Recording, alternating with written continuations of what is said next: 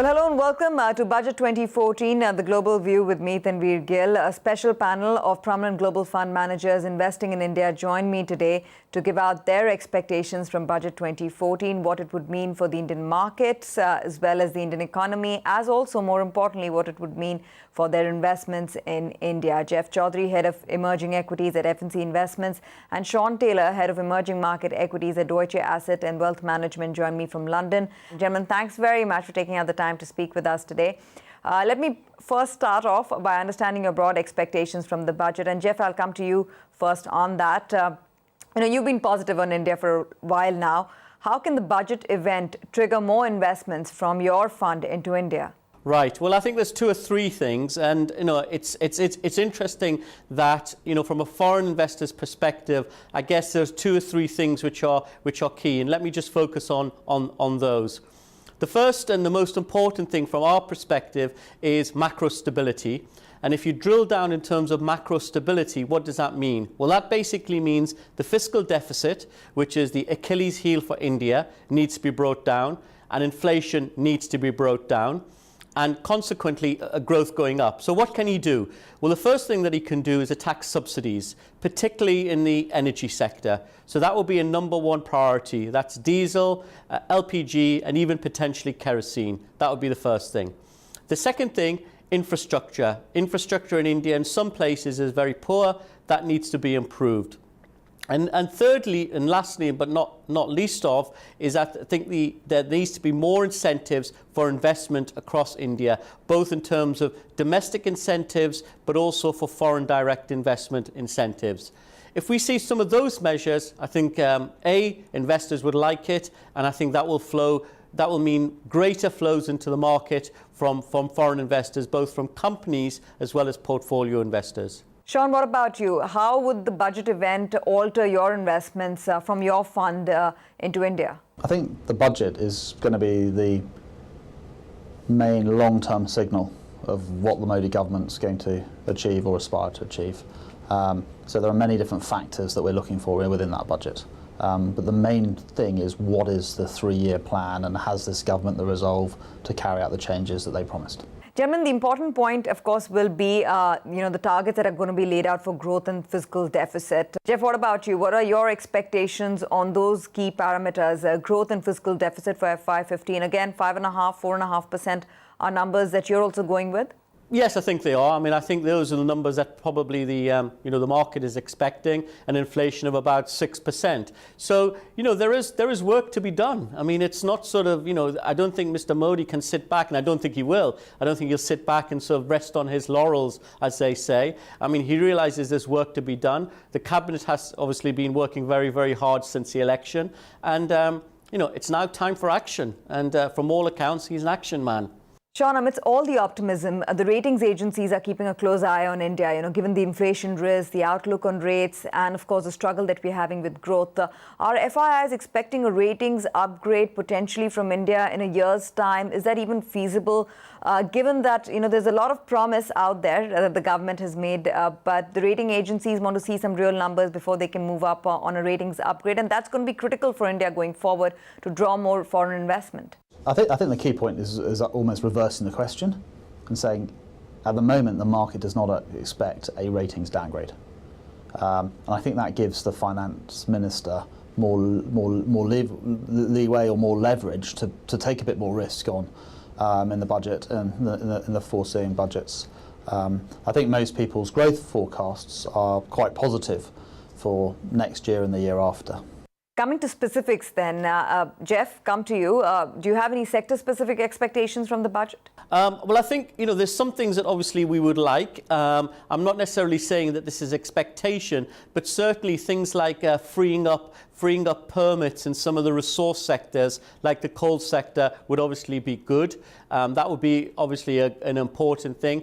But I think a genuine focus on investment rather than on consumer sectors would clearly be good for the market, particularly if it's associated with some cost-cutting and reduction of subsidies. Because obviously what the market will say is you can't just spend your way out of this. You also need to have a balanced budget and, more importantly, some of the anomalies within the budget.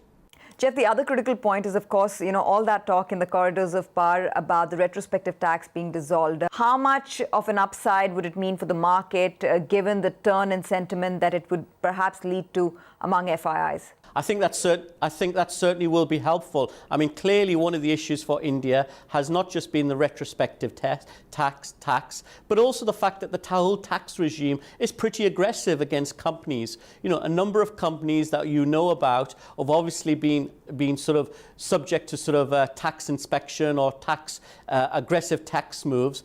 And in many cases, those companies have acted in good faith at the time that they undertook those transactions. So to go after those companies and sort of go after them in a retrospective way, A, is very unusual and frankly is pretty aggressive. So, to create a level playing field is very important. Clarity is very, very important. And a prospective tax regime rather than a retrospective tax regime is very important as well. Sean, I want your opinion on that as well, because that's an important aspect. Again, the retrospective tax being dissolved, and if it does happen, would that be a big change in investor sentiment on India? Do you think it would perhaps call in for incremental capital being allocated to the region? It's always difficult to judge on a very short-term basis, and one of the opportunities for India is certainly the long term. But on the tax, retrospective tax is positive, especially for a lot of the people that are invested via Mauritius. But I think the key to tax is what's going to happen on the tax reform going forward. And I think that that this GST could be absolutely fantastic if it's implemented well, but it's going to take 2 or 3 years to implement. Some economists out there forecast that if once tax and tax collection is implemented, we could have a budget deficit in 2 years' time of 3.5%, which would be very, very positive. I think the key to tax for an investor, and also from an investment point of view, is when you talk to companies, when they deal with one state versus another state, so say they have a warehouse in one state, it's very, very difficult to know what the tax regime is in the other states. So when you have a national tax coming in, it's going to make life a lot easier. And I think that's a very important key. Sean, but would that be a relevant trigger for the market to get re-rated from here? I mean, post-elections, we are at 7,500, which is a 17% gain in a matter of 6 months, a little over that. Over and above our 2008 highs at 6,400. So how much more upside do you see from the market from here? I think if we take it on a sort of couple of a year view, we've had India come from 8% GDP growth on a valuation of sort of 22 times earnings down to a 4% GDP market with a valuation of about 14 times. We now have the potential with Modi, if the reforms are right, and the investment cycle and the investment climate improves or continues to improve, where we could go to a 6-7% growth over the next couple of years. That is tremendously positive for the market, especially the domestic sectors. Now, in the short term, there are two things that are going to drive it: delivery of the economic plan, and also earnings growth.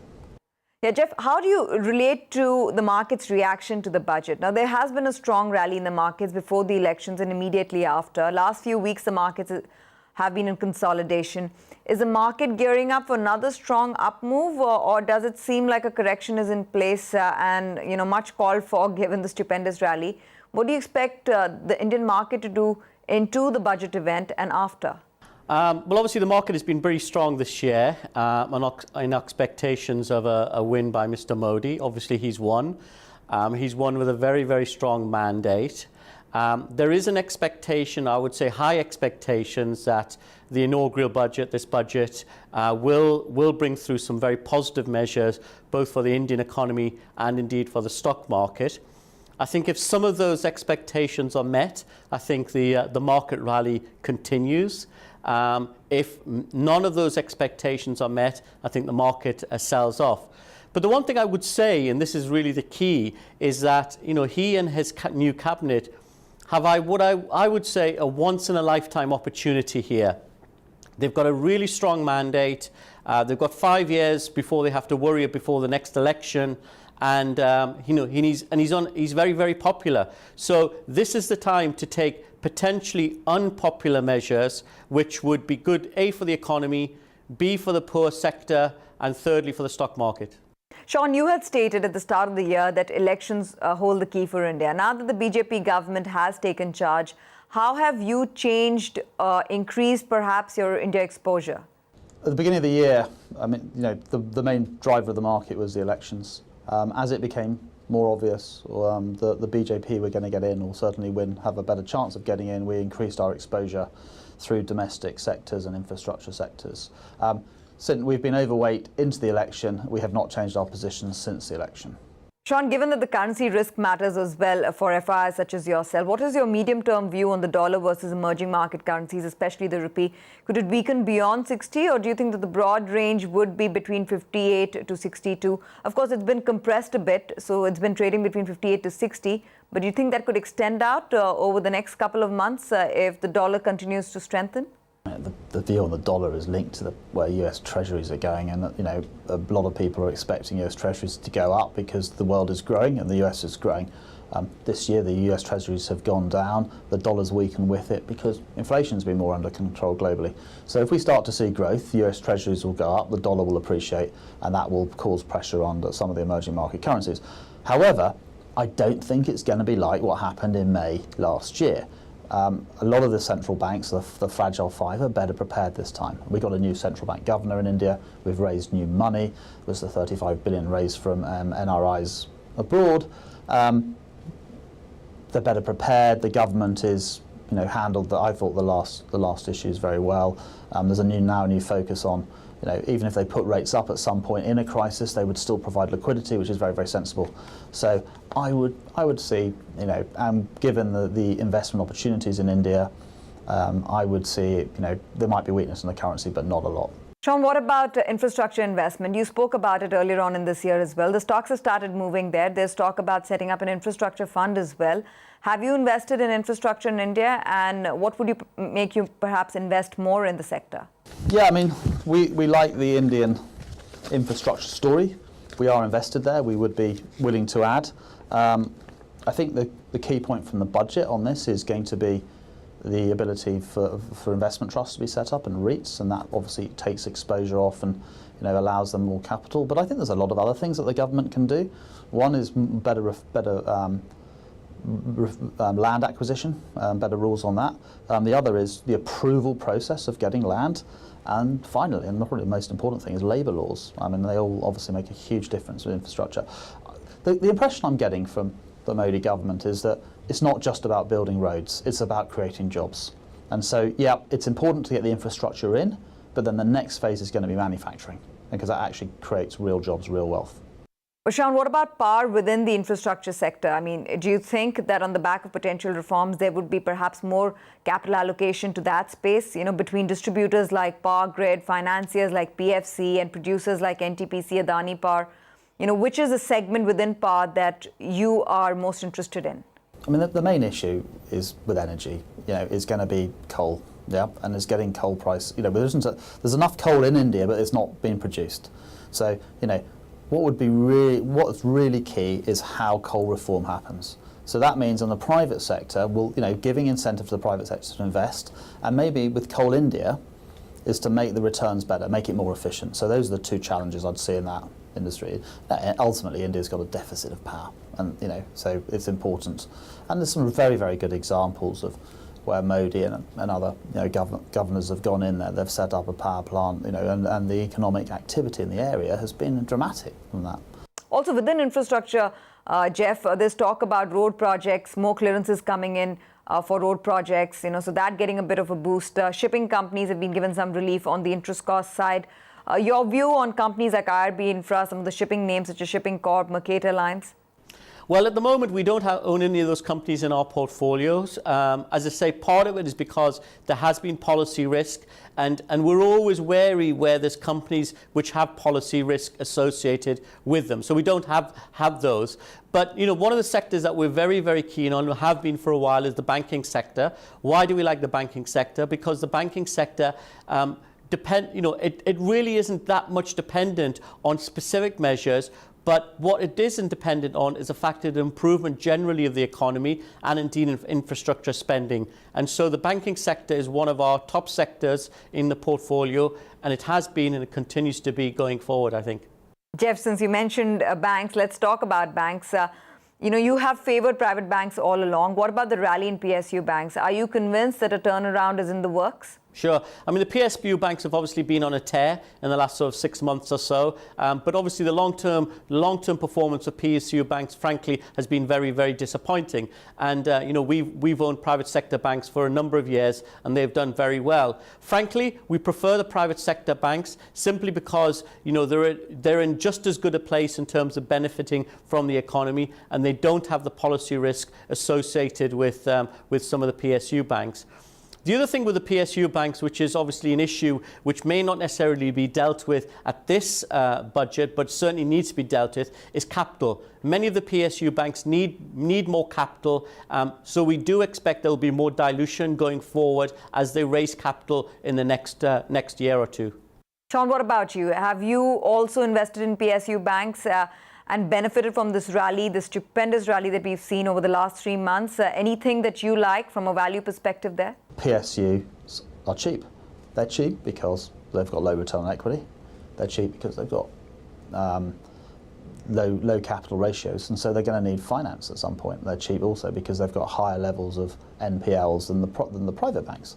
But if you look at the PSUs in Gujarat, there are things that can happen. I mean, Modi can and the new government can give these PSUs more freedom, which is better. The investment climate will be better. If the investment climate's better, that's going to reduce NPLs. That's obviously positive for returns. And finally, I think there are cases in the past where, in Gujarat itself, where PSUs have been able to become less bureaucratic, and that's obviously very, very important. And we cheap with capital raising as a caveat. And one of the things in the budget will be probably selling down these state banks. To raise money. It's an easy way of raising money. But the long-term story's got to be better. I think the one way I can look at India is that, if inflation on a 2 to 3 year basis is under control, there'll be a huge rally in bonds and credit, and that'll be very, very good for equity market, and the best way of playing that will be the banks. Jeff, what about the oil and gas sector? Because that's a key reform beneficiary as well. ONGC, BPCL, Reliance Industries, is there an interest that you have there? At the moment, it's very little, partly because those companies have sort of run up very, very, very highly. And I think it's one of those sort of situations is that, I think if the market's expectations are met, I think the stocks will do reasonably well. But if they're not met, and I think this is a sort of a risk, I think those stocks fall very sharply. And so I don't think the risk reward for those particular companies at this point in time is particularly attractive. So Jeff, clearly, since you're not invested in the oil and gas space, you have not invested in PSU banks, you've not participated in the PSU rally broadly. Are you staying away from the sector till you see more reality in all the policy talk that's happening? At this point in time, we're not. We'd like to see, what's going to come out of the budget, analyse which companies are likely to benefit on a medium-term basis, not just over the next three to 6 months. And, we will selectively possibly add to our positions in India and some of the PSU stocks, but only once we're clear that the policy framework is a very, very transparent one and the companies will do well over the medium term. Gentlemen, as we come towards the end of the interview, I want to get in some of your high conviction ideas in the Indian market right now. Sean, I'll start with you. What are your top 3 large cap, as also mid cap, high conviction investment ideas that you continue to like? Yeah, in terms of sector wise, we like banks. We like the infrastructure stories. We like manufacturing. We're probably less inclined at the moment to like the exporters, although the tech companies at the moment have quite cheap relative to history, and they've underperformed a lot, partly because the currencies they benefit from a weaker currency. The current currency's been appreciating. So it's always best to have a balance in your portfolio. But banks, infrastructure, manufacturing are the key sectors where you should be looking for if the Modi government is going to work. Jeff, irrespective of the budget, what about your top 3 large cap or mid cap high conviction ideas that you will continue to stay invested in? Okay. Well, as I mentioned, the banking sector is one of our favourite, continues to be our favourite. So HDFC Bank and ICICI Bank, are our top holdings in that particular space. Rather perversely, we still very much like the IT sector. A lot of people don't talk about the IT sector. They like to talk about the domestic PSU banks or the infrastructure companies. The external environment for IT is very good in the US particularly, but also Europe is covering. So TCS continues to be a very big position for us, and we like that company, and indeed some of the pharma companies as well. Okay, fair enough. Let me just get in some closing thoughts before we wrap up the show. Jeff, come to you first. How much money is waiting on the sidelines to get into the Indian market? I mean, you speak to a lot of fellow fund managers, a lot of people in the investment community in London. We've seen about $5 billion into equities so far into 2014. How much is waiting on the sidelines? Okay, well, let me just sort of answer that question in two ways. The first thing is that I think dedicated emerging market funds, global emerging market funds, a lot of those are already overweight. So, they're already positioned in India.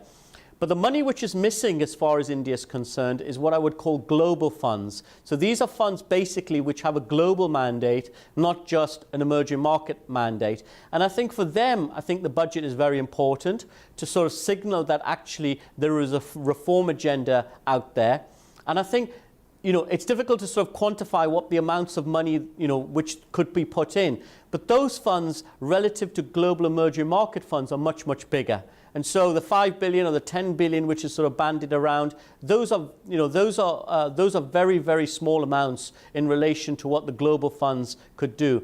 But I'll just sort of finish on one thing, is that, India is still a very, very difficult market for FIIs to get registration. And I asked myself the question, why does it take 2 weeks to open an account in Brazil and 6 to 9 months to open an account in India? And the answer is, I don't know. And the answer is, why shouldn't it be addressed? So if India wants a significant amount of global portfolio investor money, then the registration regime in terms of opening accounts in India must be streamlined, and it should be a matter of weeks, not months, or in some cases years, for FIIs to get money into India. And lastly, Sean, will India continue to outperform within emerging markets as it has into the year so far, even if the general view is risk off on EMs, especially over the next 6 months? Yeah, I think if it's risk off on EM, I think India will clearly outperform, because there's a great story there. Even though it's done well, you've still got earnings upgrades versus EM. You've got a lot of momentum. As long as the budget's fine and this economic momentum continues, then yes, I think it will. The caveat of why India wouldn't underperform is if there was huge risk on, people started getting more excited about China and the commodity space, which has underperformed. Russia started to reform a little bit. That would probably be the sort of, it would be, not that India wouldn't do well, it just wouldn't do as well relatively. Gentlemen, thanks very much for joining us with your expectations from Budget 2014. Appreciate your views as always. That brings us to the end of this special show, Budget 2014, The Global View. Thanks very much for watching.